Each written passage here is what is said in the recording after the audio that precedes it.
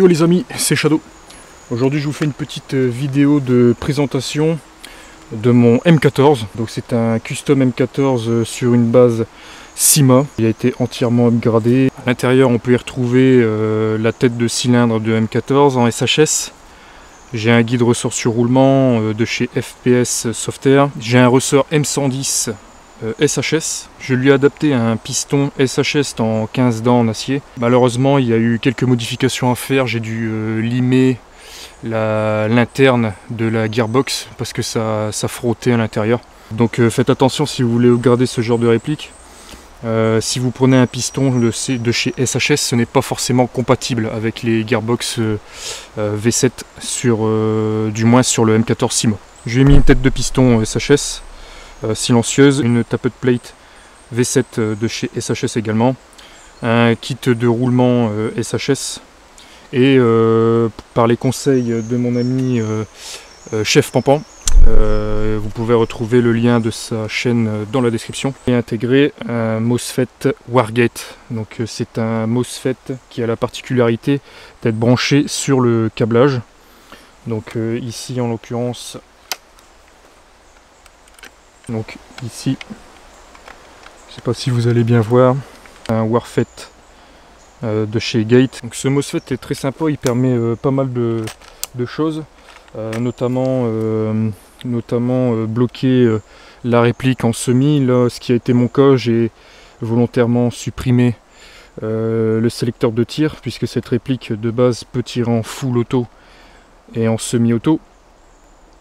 J'ai donc retiré mécaniquement et électroniquement le mode full auto, ce qui me permet vraiment d'avoir un DMR, un semi-automatique.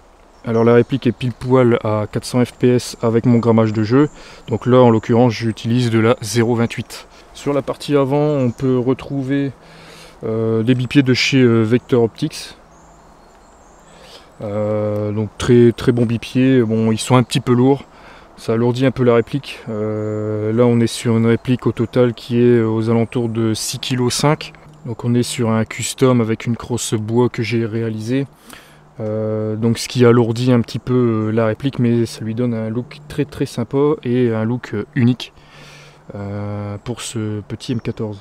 Pour compléter le custom, j'ai opté pour un silencieux qui a la particularité de rentrer dans le canon externe. Alors je m'explique, le filetage démarre à ce niveau. Donc voilà, le filetage du silencieux a la particularité de démarrer à une dizaine de centimètres à l'intérieur du silencieux, ce qui me permet de pouvoir avoir un silencieux qui me cache le canon externe et d'avoir une petite partie avec de la mousse pour le bruit. Ça me permet de compléter le custom et de lui rajouter un petit look sympathique supplémentaire. Donc pour le bloc hop-up à l'intérieur, on sait tous, du moins pour les possesseurs et les connaisseurs de M14, malheureusement le bloc hop-up est d'origine. Je ne sais pas, de par mes connaissances, je ne pense pas, je veux pas dire de bêtises, mais il n'y a pas de hop-up CNC ou autre qui a été produit pour le M14. Donc je suis resté sur le traditionnel bloc hop-up d'origine. Donc il est en plastique, faut faire assez attention lors des upgrades et des manipulations. Il fait le taf. Je lève largement la 0.28 et j'ai testé même de la 0.40, 0.43. Ça fait le taf, ça lève, il n'y a aucun problème là-dessus. J'ai couplé un joint Prometheus, donc ce sont les joints violets. Le canon, j'ai laissé le canon d'origine, donc c'est un 509 mm. J'ai laissé d'origine, j'ai poli le canon grâce à la technique de, encore une fois, Chef Pampan, qui m'a conseillé de faire ça, et ça fonctionne très bien. D'ailleurs ça m'a économisé un canon et les performances sont au rendez-vous, donc c'est top. Pour la lunette, c'est une repro de la Léopold Mark IV, donc c'est une 3,5 10 par 50. C'est une copie de chez ACM. Bon, elle fait le taf. Je l'ai depuis 8 ans maintenant. Elle a bougé un petit peu à l'intérieur, on commence à ne plus trop apercevoir le réticule. Mais franchement pour l'airsoft c'est largement suffisant. Il y a le rétroéclairage, les systèmes de réglage qui sont ici. Et il y a aussi pour la netteté, pour l'ouverture qui est ici. Donc pour ceux qui me suivent depuis un moment, vous avez pu voir les photos de la réalisation de cette crosse. Si vous ne connaissez pas et si vous souhaitez éventuellement voir les travaux sur cette crosse, je vous invite à rejoindre ma page Facebook ainsi que ma chaîne YouTube Sniper Airsoft Shadow. Vous y trouverez notamment sur le Facebook les étapes de fabrication de cette crosse. Donc j'y ai passé 25 heures pour réaliser la crosse en entier. J'ai voulu également faire cette partie ici en bois pour avoir vraiment un fondu complet parce que cette partie de base est en plastique noir. Donc je voulais vraiment avoir un custom full bois et acier entre guillemets.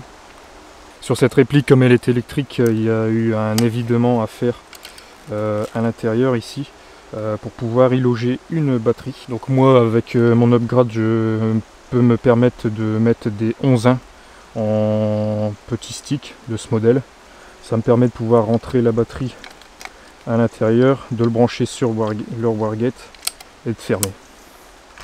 Sur cette réplique on y retrouve également une sécurité mécanique qui est sympathique. Ça permet d'éviter tout problème ou tout tir involontaire.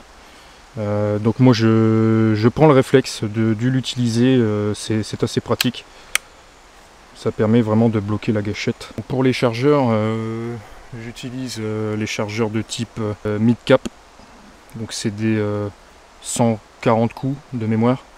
Ça fait le taf. Donc voilà les amis, la vidéo s'achève.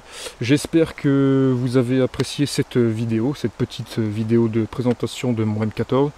N'hésitez pas à commenter, partager votre ressenti sous cette vidéo. Si vous aimez le sniping, n'hésitez pas à faire un tour sur mon channel YouTube Sniper Airsoft Shadow.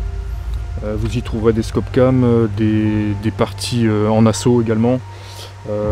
Et j'essaye à mon rythme de faire quelques petites reviews de mon matériel. Pour ce les gars, je vous dis à ciao ciao, à la prochaine et portez-vous bien.